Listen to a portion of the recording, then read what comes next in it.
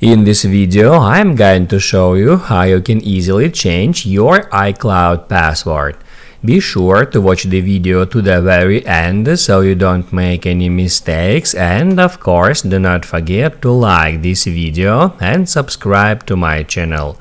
So let's begin, and first off, open up settings. Then tap at your name at the very top. You will be taken to this page where you can easily find the password and security.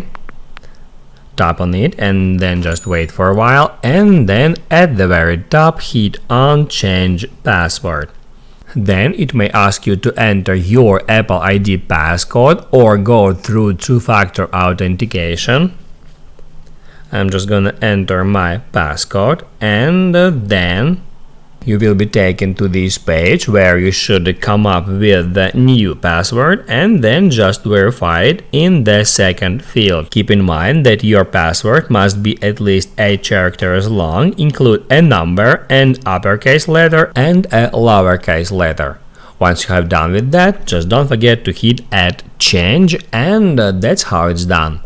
Now you can write down in the comments below if you have any questions about that tutorial, and also I recommend you to check out my iPhone tutorials playlist, which you can easily find in the description. Hit the like button if you liked that video, and see you in the next one.